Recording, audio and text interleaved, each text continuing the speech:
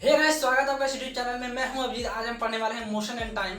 हम लोग बेसिक पढ़ेंगे from class 7 to high level from class 9। इसका नोट्स भी आपको इस डिस्क्रिप्शन बॉक्स में मिल जाएगा, जाके आप डाउनलोड कर सकते हैं। और लास्ट में PYQ भी कराएंगे, तो बने रहिए हमारे साथ।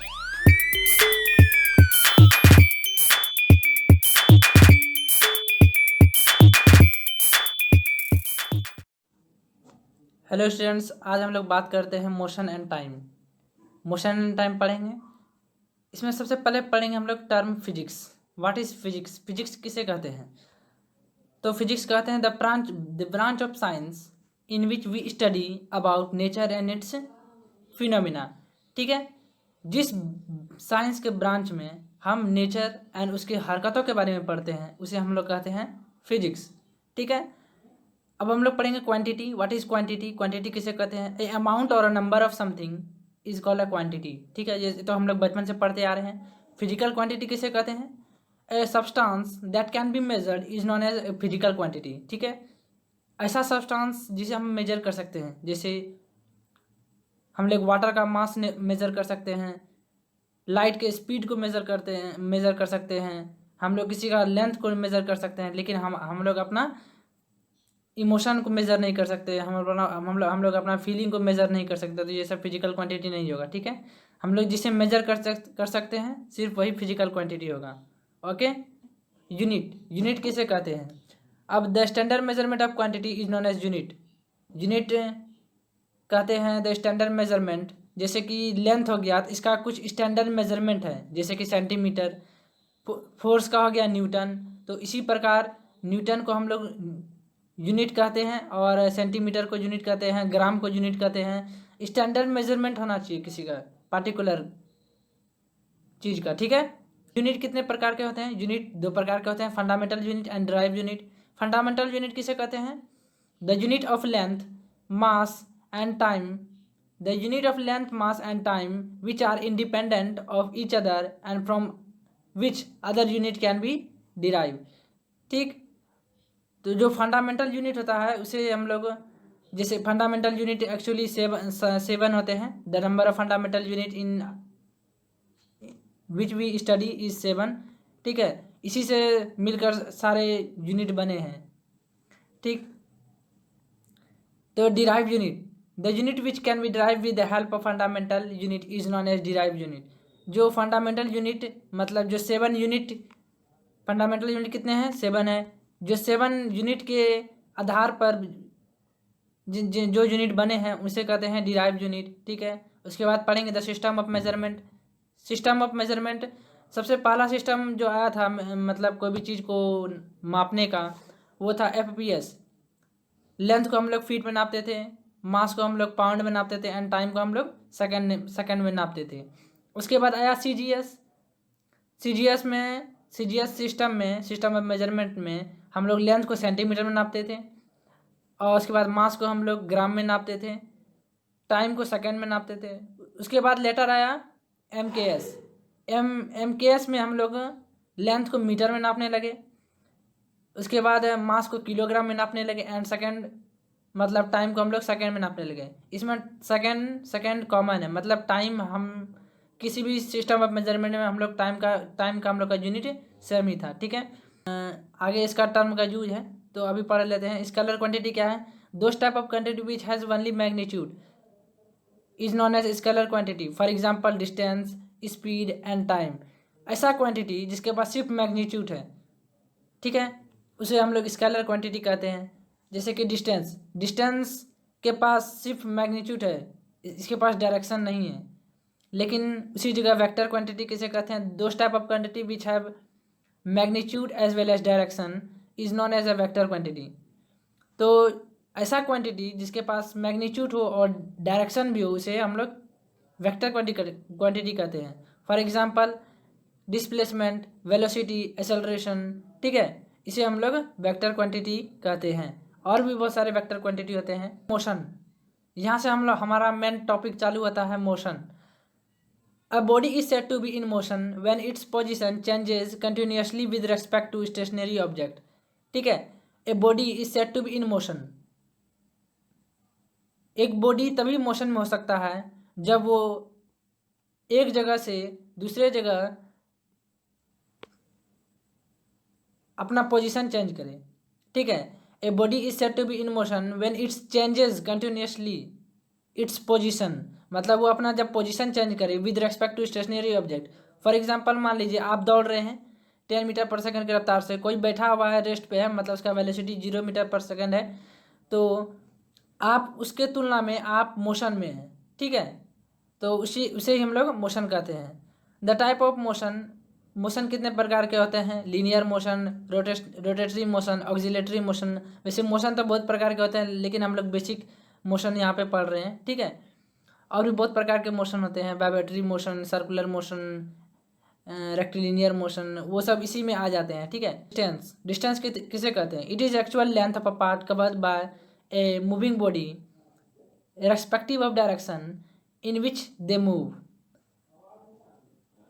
मतलब द एक्चुअल लेंथ, मतलब यहाँ से अगर कोई ऑब्जेक्ट गया यहाँ पे आया, तो ये जितना पाथ एक्चुअल में कवर किया उसको हम लोग डिस्टेंस कहते हैं। हमारा डायरेक्शन कोई भी हो उससे मतलब नहीं है, लेकिन जितना पाथ कवर किया उसे हम लोग क्या कहेंगे? डिस्टेंस कहेंगे, ठीक है। अब डिस्प्लेसमेंट किसे कहते हैं? It is the shortest distance between the initial position and final position of a body along with direction, ठीक है। हम अगर एक जगह से चले, जिस जगह से चले उस जगह को हम लोग इनिशियल पोजीशन बोलते हैं, ठीक है। इनिशियल पोजीशन या इनिशियल पॉइंट। तो जिस जगह से हम लोग चले और जहाँ जाके रुके उस जगह को हम लोग फाइनल पॉइंट बोलेंगे। तो दोनों के बीच में जो शॉर्टेस्ट डिस्टेंस होगा उसे हम लोग डिस्प्लेसमेंट कहते हैं। इसका शॉर्टेस्ट डिस्टेंस जब होता है तो इसका एक डायरेक्शन भी होता है, एक पार्टिकुलर डायरेक्शन होता है, जिसके कारण ये इसे वेक्टर क्वांटिटी भी कहते हैं। तो ये डिस्प्लेसमेंट का डिफिनेशन हो गया। Difference between distance and displacement. Distance क्या होता है? It has a magnitude but not direction. Distance के पास मैग्नीट्यूड होता है लेकिन डायरेक्शन नहीं होता है, हमने पहले बता दिया आपको। लेकिन displacement it has both magnitude as well as direction. अब हम लोग बात करते हैं डिस्टेंस का दूसरा property. It is a scalar quantity और displacement it is a vector quantity. Distance can not be zero, distance कभी भी जीरो नहीं हो सकता है, ना ही माइनस में हो सकता है। लेकिन डिस्प्लेसमेंट कैन बी जीरो और माइनस। जैसे आप मान लीजिए किसी जगह से मूव किए, ठीक है, हम एक इनिशियल पोजीशन से चले ए से और वापस घूमकर ए पे ही आ गए, तो इसका डिस्टेंस जीरो नहीं होगा लेकिन इसका डिस्प्लेसमेंट जीरो होगा, क्योंकि final position and initial position same है, इसलिए इसका डिस्प्लेसमेंट जीरो होगा। डिस्टेंस का ऐसा यूनिट मीटर होता है और डिस्प्लेसमेंट का ऐसा यूनिट भी मीटर होता है, जिसे हम लोग एम से रिप्रेजेंट करते हैं, ठीक है। यूनिफॉर्म मोशन, यूनिफॉर्म मोशन किसे कहते हैं? If a body travels equal distance in equal interval of time no matter how small this time interval में बी। अगर एक बॉडी इक्वल डिस्टेंस कवर करता है इक्वल इंटरवल ऑफ टाइम में, then उस बॉडी को हम लोग क्या कहते हैं? Uniform motion. फॉर एग्जाम्पल मान लीजिए कोई बॉडी एक सेकेंड में, ठीक है, कोई बॉडी एक सेकेंड में 2 मीटर ट्रेवल करता है, वो वही बॉडी अगले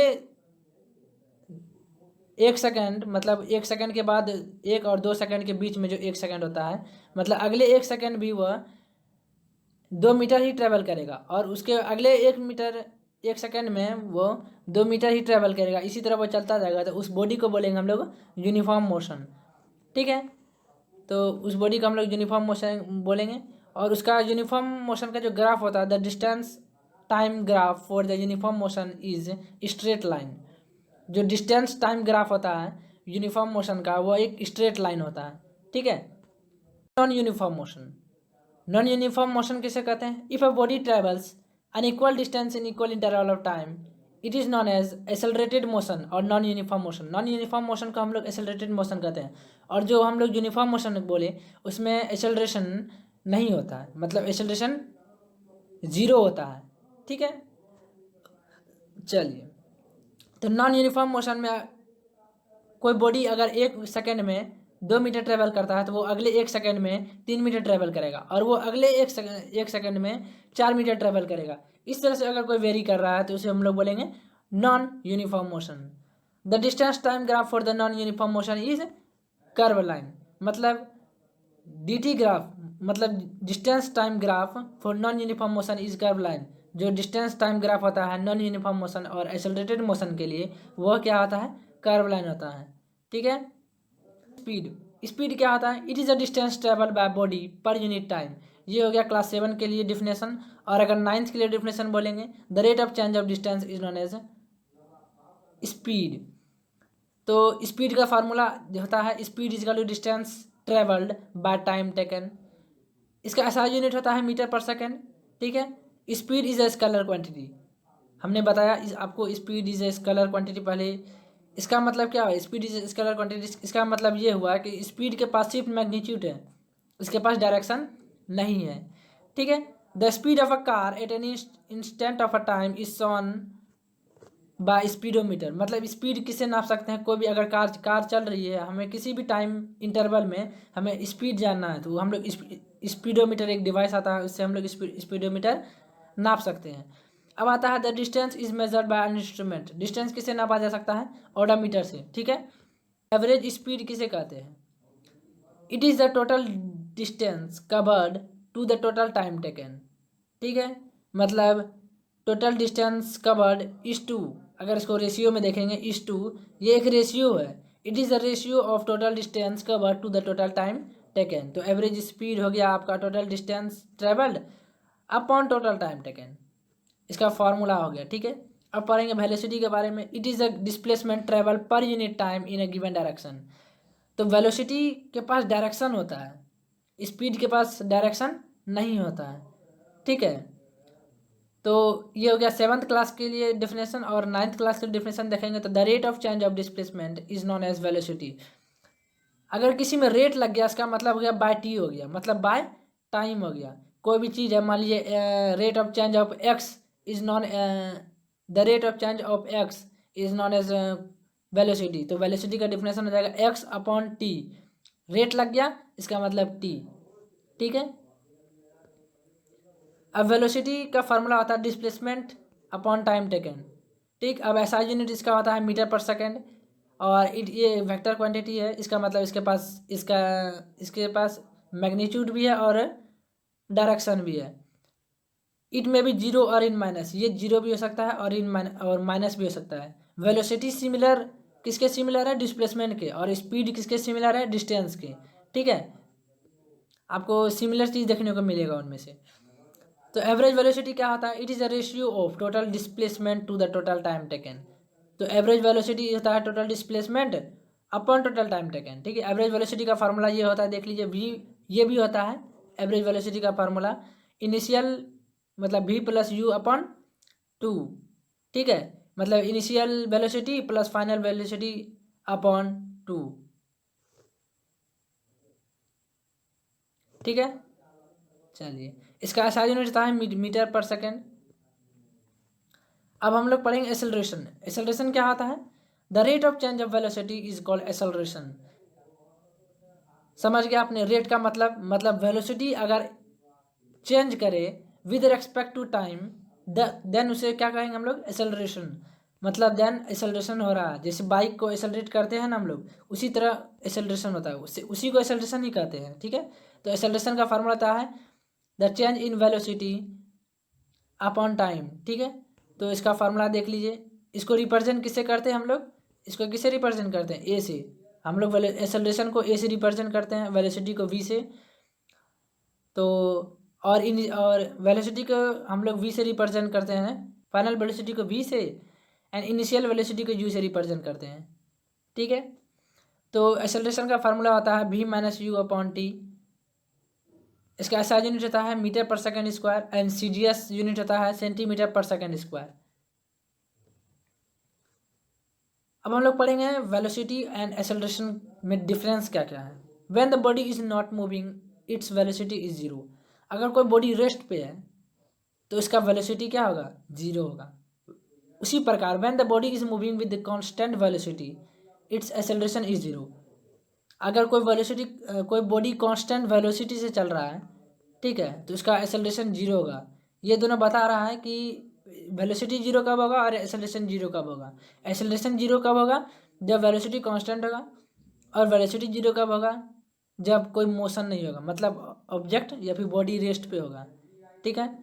velocity decides the direction of motion since the direction of velocity is always in the direction of motion. मतलब वेलोसिटी डिसाइड करता है कि ऑब्जेक्ट किस डायरेक्शन में जाएगा, ठीक है, लेकिन एक्सेलरेशन ये डिसाइड नहीं करता है कि ऑब्जेक्ट किस डायरेक्शन में जाएगा। अगर रिटार्डेशन क्या होता है, रिटार्डेशन एक्चुअली 7th क्लास में नहीं है, ये 9th क्लास में है।